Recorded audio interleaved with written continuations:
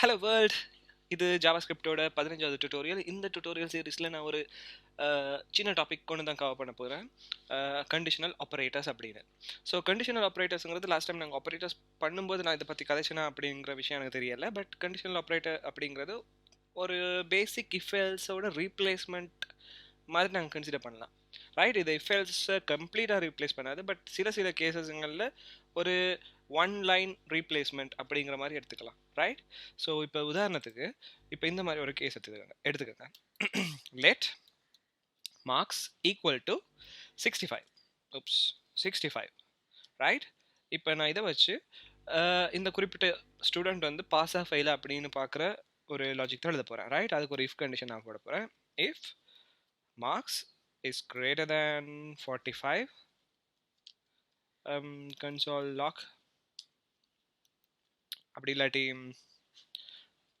let grade, okay, grade ஒரு variable எடுத்துட்டு grade equal to pass, right? Yes, pass. Okay, else grade equal to fail. Okay, so இந்த மாதிரி ஒரு if else logic இருக்குன்னு வைங்க. இந்த லாஜிக்கை எங்களால் கண்டிஷனல் ஆப்ரேட்டர் யூஸ் பண்ணி ரீப்ளேஸ் பண்ண முடியும். ரைட், ஸோ இப்போ கண்டிஷனல் ஆப்ரேட்டருக்குரிய சின்டாக்ஸை பார்ப்போம். ஓகே, ஸோ இப்போ நான் இந்த கோடை நான் வந்து கமெண்ட் பண்ணுறேன். ஓகே, ஸோ இப்போ இந்த இனிஷியலைஸ் பண்ணுற இடம் இருக்குது தானே, கிரேட் அப்படிங்கிற இடத்துலையே என்னால் அந்த கம்ப்ளீட் இஃபெல்ஸுக்குரிய ரீப்ளேஸ்மெண்ட் எழுத முடியும். ரைட், இப்போ இந்த இஃபெல்ஸ் என்ன சொல்லுது? ஓகே, அது வந்து ஃபர்ஸ்ட் என்ன செக் பண்ணுதுன்னா மார்க்ஸ் வந்து 45 விட கூடயா அப்படிங்கிறது தான் ஃபர்ஸ்ட் செக் பண்ணுது. ரைட், ஸோ கண்டிஷன் ஆப்பரேட்டர்லையும் ஃபர்ஸ்ட் பீஸ் ஆஃப் இன்ஃபர்மேஷன் நாங்கள் கொடுக்க வேண்டியது என்னென்னா கண்டிஷன். ரைட், இப்போ நான் அந்த கண்டிஷனல் ஆப்பரேட்டர் எழுத போகிறேன். ஓகே, ஸோ ஃபஸ்ட்டு நாங்கள் அந்த கண்டிஷனை கொடுப்போம். கண்டிஷன் என்ன? Marks greater than 45. Okay, yes. Okay, இப்போ கண்டிஷன் கொடுத்தாச்சு. இதுக்கப்புறம் நான் என்ன சொல்ல போகிறேன்னா, ஓகே இந்த கண்டிஷன் மெட் ஆனால் ஓகே அதுக்கு பிறகு இப்போ தான் நான் கண்டிஷனல் ஆப்ரேட்டர் யூஸ் பண்ண போகிறேன். கண்டிஷனல் ஆப்ரேட்டர் வேறு எதுவுமே இல்லை, ஒரு கொஷன் மார்க். இந்த கொஷன் மார்க் என்ன சொல்லுதுன்னா, ஓகே இந்த இடத்துல ஒரு கண்டிஷனல் ஆப்ரேட்டர் வரப்போகுது அப்படிங்கிறது இண்டிகேட் பண்ணும். ஸோ இப்போ நான் என்ன பண்ண போகிறேன், மார்க்ஸ் கிரேட்டர் தேன் 45 இருந்தால் இந்த கொஷன் மார்க்கு பிறகு 2 செக்ஷன்ஸ் வரப்போகுது. ரைட்டாக, கோலன் செப்பரேட்டட் 2 செக்ஷன்ஸ் வரப்போகுது.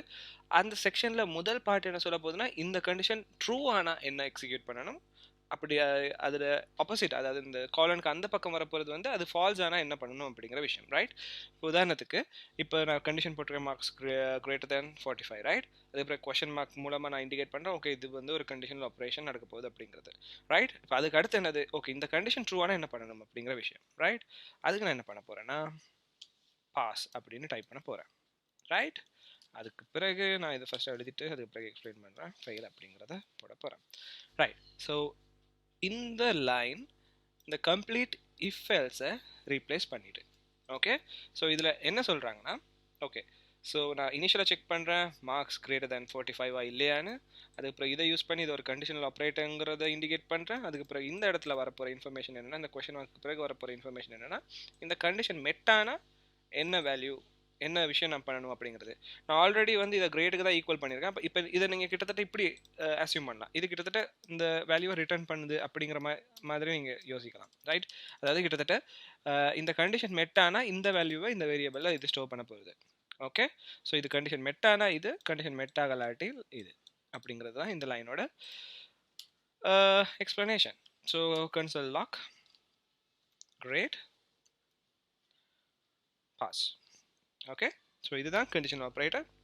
இது எல்லா கேஸ்லேயும் வந்து இஃப் எல்ஸை ரீப்ளேஸ் பண்ண போகிறது இல்லை.